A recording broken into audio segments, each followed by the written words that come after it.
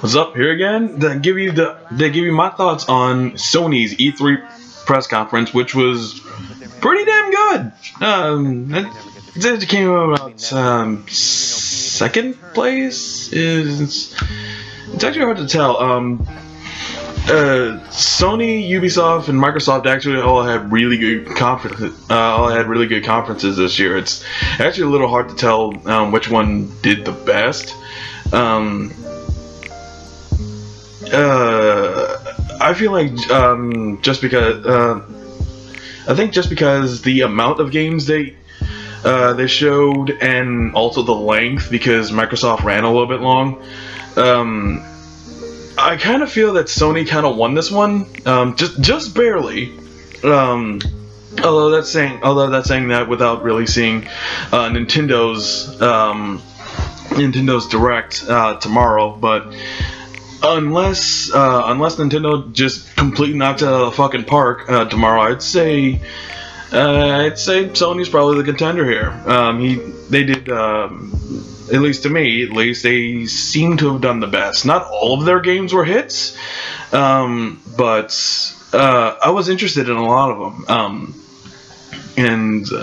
Okay, though, this is something I didn't talk about when it was shown, because I wasn't sure if they were going to do anything for Sony, and I also thought that Square actually had a conference this year. Turns out they didn't. But Kingdom Hearts 3, the trailer for Kingdom Hearts 3 looks fucking amazing. Just you get to see more of the Keyblade powers and how the transformations are gonna work, and they're bringing shot locks back, and Hades and Maleficent and Pete look fucking awesome. And you're not just in Olympus Coliseum, you're in Olympus. You are in the realm of the fucking gods. That you're actually running around in Olympus, and it doesn't look like there's any loading screens or segmented areas. It looks like you can just go fucking anywhere. That or this particular area of Olympus is fucking enormous. It's actually seemed like that for a while. That the worlds are now just so much more open from previous trailers that we've seen, and just everything that we've seen Sora be able to do, interacting with Goofy and doing doing tag team attacks like they did in Kingdom Hearts 2. It's so great. It's so amazing. I don't remember if there was a release date, though. I don't remember if they set a hard release date, and that's what's killing me about this, because Square released that announcement that's saying that Kingdom Hearts 3 and Final Fantasy 7 Remake and a bunch of other games. Those are the only two I really paid attention to, that they were going to be released by 2020. And unless they release a hard release date in the next few months, I'm going to assume that Kingdom Hearts isn't coming out until 2020. But if it looks like this, I'm willing to wait. If it looks as good as this, don't pull a Versus 13 on us, Square. Actually have it look like this, and have it stay looking like this. Okay, so now on to Sony proper. The conference actually started off really interesting, and honestly, it was a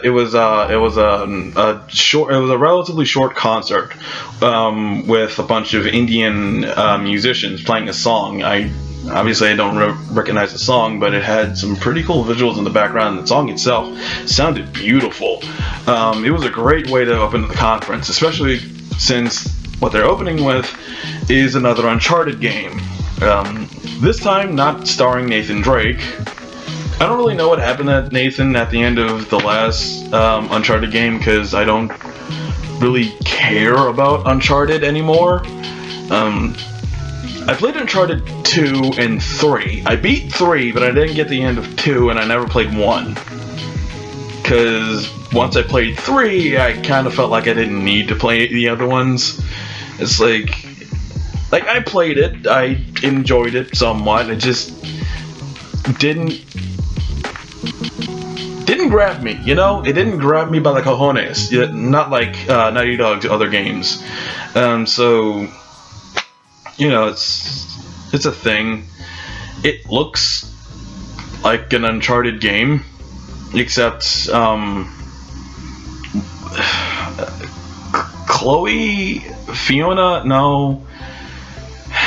One of Drake's girlfriends from the previous series, the one with black hair, she's the main character, and she has this new partner. I don't remember her name, and there was a weird audio glitch. I don't know if anyone else had that, but it made it really difficult to actually hear what was going on in the video they showed. Not sure what that was, but it was really distracting. I couldn't really figure out anything that was actually going on. So I'm assuming from the concert that they're going to India to find something, but I'm not. I can't really tell you anything else about other than that. The fact that they followed that up with the sequel, or maybe an expansion pack, I'm not entirely sure, to Horizon Zero Dawn, and it looks pretty good. They didn't show any hard gameplay, unfortunately. They just showed Aloy in this new, really cool-looking cybernetic armor. It seems like her people are kind of learning more about the technology that the robot animals are made of, maybe, and they're actually using that technology to make better armor for themselves. I don't have a PS4, so I wasn't able to play Horizon Zero Dawn, but that was always a game that really intrigued me just from the premise of the world, and it's going to be interesting seeing that world evolve. Especially if the people are starting to relearn how to use technology like they seem to be doing, which is really cool. And then a real just nosedive in interest is Days Gone. Days Gone. It's okay. Hold up. So I wasn't entirely sure what to actually say about Days Gone, because at first I really wasn't sure what it was. For like a half second, I actually thought it might have been Last of Us 2, which I thought was odd because neither Joel nor Ellie were in it. But I'm just gonna read to you my notes as I was watching this trailer, because they basically sum up my entire feeling towards this game. Dude on motorcycle gets ambushed in the woods. Please don't be another zombie game. This looks boring as shit. God damn it, it is. Last of Us, maybe? Zombie bear, that's kind of cool. Like, nothing really interesting happens. It's another fucking zombie survival game. It's okay, so you got this dude, he gets ambushed, like I said, finds a motorcycle belonging to another friend, tracks him down into this encampment, saves him, uses the zombies to take out the guys in the camp. Which, okay, yeah, that's kind of cool. And then Zombie Bear. That's, yeah. Don't give half a shit. Don't. Just not interested.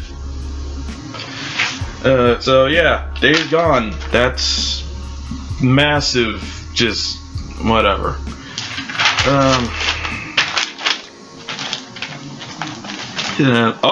Right. Big surprise, Monster Hunter World, what the fuck is that? Is it a Monster Hunter MMO? That's fucking awesome. Okay, yeah, totally sign me the fuck up. It looks like there's this weird new mechanic where they have fireflies or something, and they leave a trail and lead you to shit, and like the different materials and gathering spots that you can find.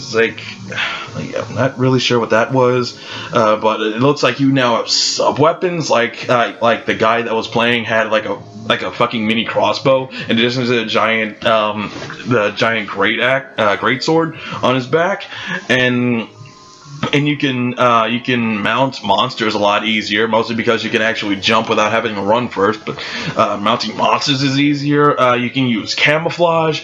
Like the guy in the video was actually tracking like this giant, I don't know, Tyrannosaurus type monster that had a giant nose and could actually smell you out, and the guy had to like get moss and algae and shit and just cover himself in it and cover up his scent so he can sneak up on the fucking thing, and that was awesome. And when he got overrun because a fucking Rathian? Which one's the male? Rathalos, right? Yeah, Rathalos. Giant fucking Rathalos came in and attacked the T-Rex thing. So he like shot up a signal flare, and that's what's making me think that this is actually an MMO, because in a normal Monster Hunter game, why would you need that? Your friends are ideally always with you, like unless I guess this could have been like a harvesting quest, just like going out and collecting things, and he just happens to run across this thing. So, and he thinks for whatever reason he can just take it out by himself without his friends helping him. And then when he realizes it over his head, shoots up the signal flare, and his friends come and help him. But you don't see anyone else, which is so. I don't think that he was part of that he had any friends with him when he started hunting, so it's possible that it is an MMO and he was hunting by himself and he's calling for any other hunters in the area to help him out, and that's cool. That's interesting, and it makes me think that this may actually be an MMO, and I hope it is, because I love Monster Hunter. Admittedly, I've only ever played one Monster Hunter 4, but I love the shit out of it, and I want to play more. And a Monster Hunter MMO sounds amazing, and I hope that's what's happening here. But that's a thing, and I'm really excited about that. So, and then they show what I can only assume is an HD remake of Shadow of the Colossus, which is Yeah, I dig that. I like Shadow of the Colossus. Wouldn't mind playing it again. And it's in HD. Sure, yeah, I'm good. Then they actually showed a bit of the story mode for Marvel vs. Capcom Infinite, which it's pretty interesting. We've seen a bit of it in previous trailers. Apparently, the scene where Sigma is attacking Asgard. I don't know if it's the opening, but it's really early in the story mode, and the heroes get it, and the heroes get their asses kicked by Ultron Sigma. So Doctor Strange teleports them all back to the Avengers Tower, and it's both the Marvel and the Capcom heroes together, and Gamora's there for some reason. But it's good, apparently, because they have Thanos captive. Okay. I wouldn't have expected them to be able to hold Thanos, but okay, sure. They have Thanos in Avengers Tower. Why not? So Cap does explain that Ultron Sigma has two of the Infinity Stones, and they need Thanos to tell them where the other ones are, and that's, I'm assuming, what the what the rest of the story mode is, them just tracking down the Infinity Stones. They do show a few more characters. Apparently, the roster leak that came out a few weeks ago actually wasn't complete. They also introduced Black Panther. Black fucking Panther. I knew it. I knew Black Panther was gonna be in this game. I predicted it. I knew it. I knew he had to be in this fucking game. Now, if Loki is in the game too, I will be one happy comic nerd. Okay, and apparently Zero's in it too. So yeah, okay.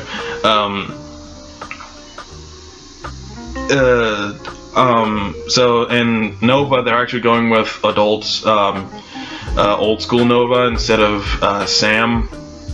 I can't remember either their names. I just know that Teen Nova's name is Sam. So that's a thing. And it looks fine. I'm not crazy about some of the designs of the characters.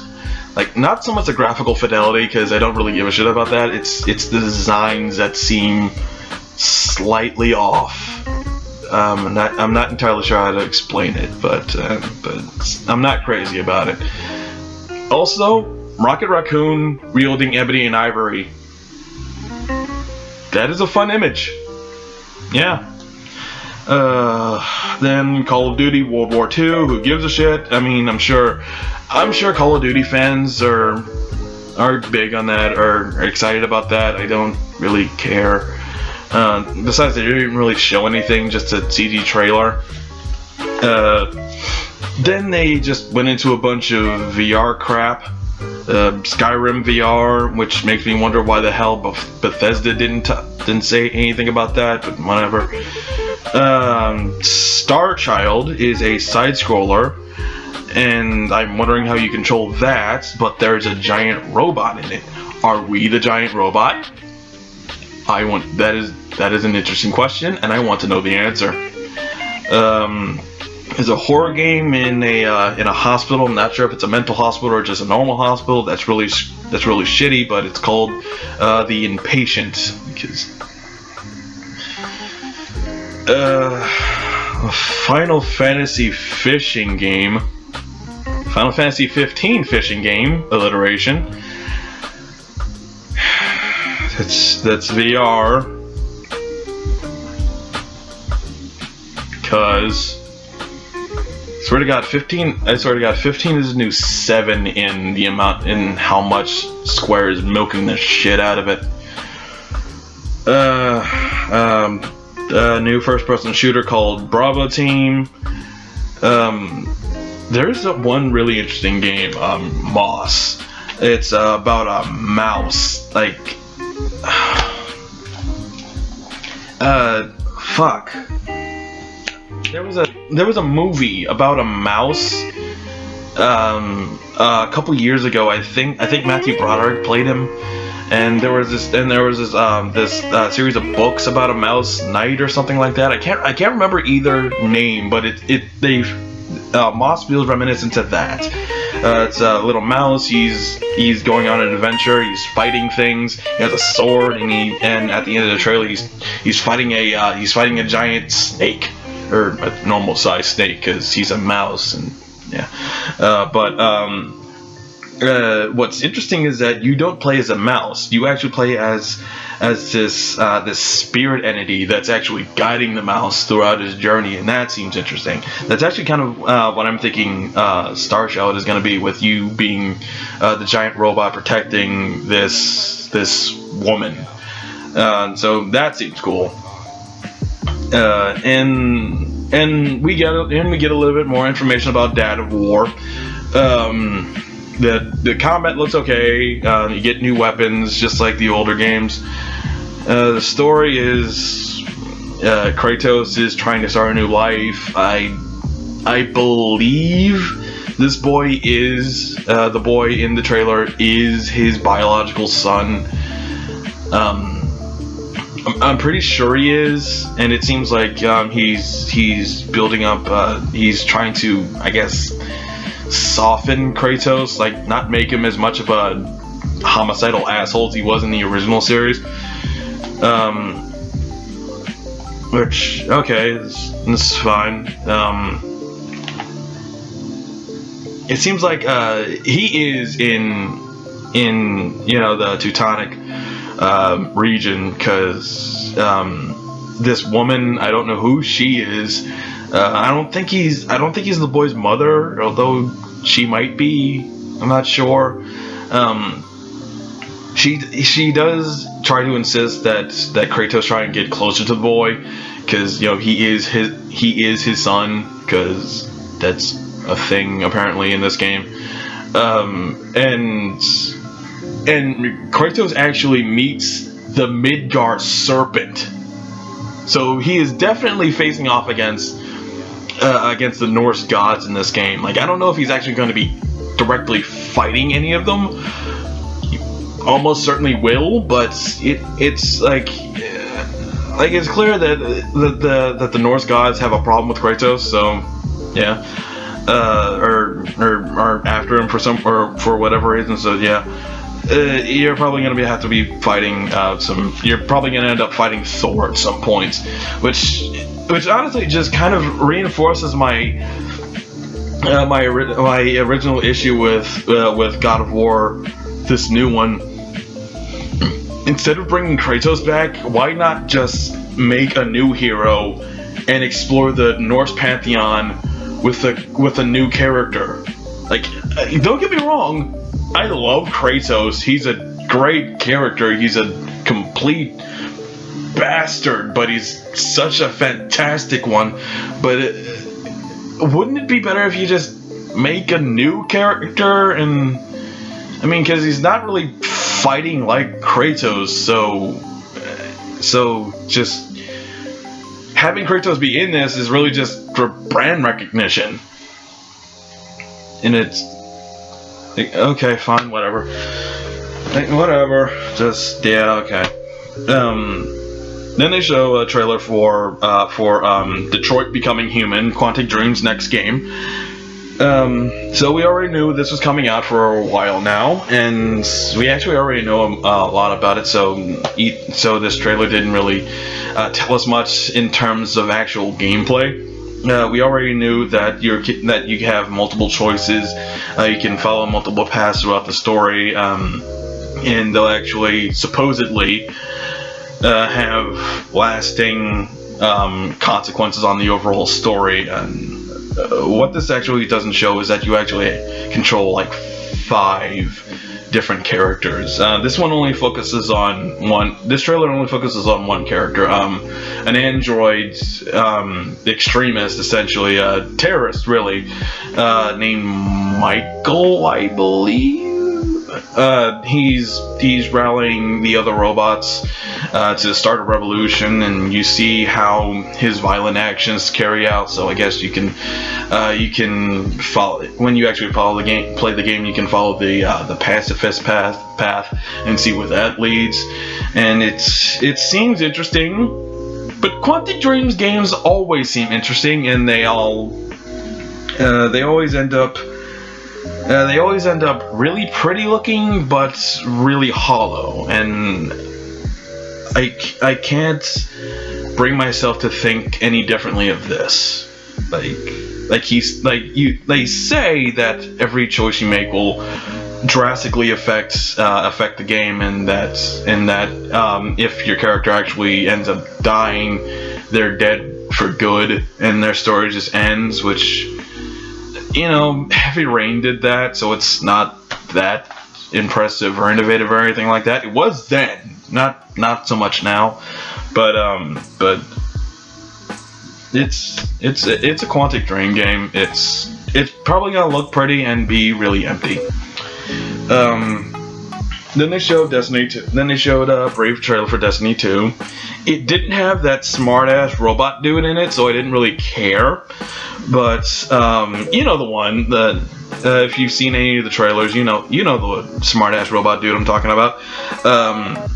And then at the end of the trailer, it just shows a bunch of exclusive shit that's only you're only gonna get if you get the game on PlayStation 4. So there's that. And then the big one, the one I didn't know I was waiting for, but what it kind of was, I kind of forgot about it, but Spider-Man, that's what I'm talking about. Spider-Man is fucking amazing.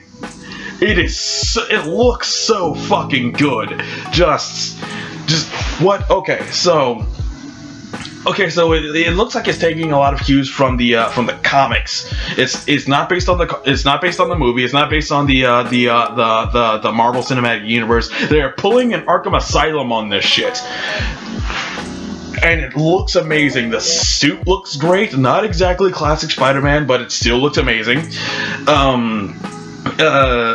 You're actually working with a if I remember correctly. If I remember the character correctly, she's a detective in the NYPD. Yuri something. Yuri. Can't remember her name. I just remember her name is Yuri, and I only remember that because Spidey says it in this demo. But she's apparently helping him out. She's helping Spider-Man fight a group of a gang called the Demons, who are trying to move in on Kingpin's turf while he's in prison, and Spider-Man tracks down the Demons, and what's cool is that they immediately go into gameplay, and you can still take down dudes using your webs, and it's all amazing. And you can even use the environment, like Spider-Man webs up a hook on a crane and pulls it into a bunch of dudes and knocks them out. Like, it's so cool, and the Demons actually corner one of Fisk's men, and Spider-Man actually jumps over it, jumps over the situation and webs up the dude and actually pulls him to safety before immediately beating the shit out of the Demons, and the combat is so fucking fluid, and the way you can go from punching and kicking to using the web to throwing people around to webbing them up to knocking them around, it's so fluid and natural, and it looks how Spider-Man fights, and it's amazing. It's so fucking cool, and Spider-Man actually talks to Fisk while he's in prison. The dude that he saved actually had a phone, and Fisk called him. So Spider-Man talks to him, and he asks Fisk who he thinks is the leader of the Demons and who's trying to muscle on his turf. And Fisk's like, you know what? I'll tell you, but first I gotta save my dudes. So Spider-Man does. He saves Fisk's men from the Demons, and he actually does meet up with the guy who's leading them, Mr. Negative. I did not expect that. Mr. Negative is a relatively new villain in the Spider-Man mythos. I think he was introduced in the Brand New Day storyline, which is cool because I actually don't know that much about Mr. Negative. I know he turned Aunt May into a bitch for like months, but and like his power is that he can like, I guess, flip the morality of anyone he touches, but he can apparently also shoot fucking lightning out of his hands, and that's what happens. And there's this huge fucking chase around New York because Spider-Man Mr. Negative is in a helicopter, and he's trying to get away, and Spider-Man webs up like a generator or something really big and heavy to the helicopter, and he's flying around, but the thing is still attached to it, so he's just smashing buildings, and Spider-Man's trying to catch up with him, and he finally knocks him out, and you have to fight on the helicopter, and it's fucking awesome. Oh, and there's a cameo by Miles Morales at the end of it, but okay. But it looks so fucking amazing. It's so cool. It's going to blow Arkham Asylum out of the fucking water in terms of superhero games. This is going to be the new gold standard as far as superhero games go, and I'm so happy that it's Spider-Man. Spider-Man is one of my favorite superheroes. He is my favorite superhero, and the fact that he's getting such an amazing game is so cool, and I just fucking love it. I haven't gushed like that in a while. It feels good. It feels good to be so excited about a new game that's coming out, especially since it's about Spider-Man, of all things. Like, Spider-Man Homecoming is coming out, and that's probably going to be awesome, and now we have the Spider-Man game. It would be better if I actually had a PS4 so I could play it, but you know what? It's not coming out until next year. Like, fuck, I don't remember. I thought to myself I should start writing down the fucking release dates for these games, but I never have. But I haven't yet. I still haven't thought to do it, but it is coming out next year, so hopefully I'll save up enough money to buy a PS4 by then, and I'll be able to play this, and it's gonna be the first thing I get, assuming I get the PS4 after this comes out. But if I do, first thing I'm getting. So yeah, that was Sony's press conference. It was pretty good. It was pretty good. Lots of games. A lot I admittedly wasn't that interested in. The VR stuff I think kind of went on a little bit too long. But it had some pretty good games. That zombie game looked boring as hell. I'm not interested in that at all. But everything else was pretty good. Like, even some of the VR games I thought was pretty interesting. So Sony did pretty damn well. I won't say they won,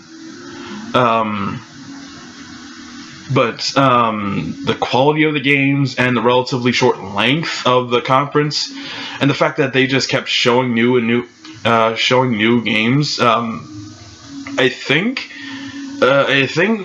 Sony might actually have the most new IPs of the conference so far, which is upsetting, or by percentage the most new IPs. Microsoft had a lot of new IPs too, but that's only because they had like over 40 games showcased. So, but Sony did pretty well.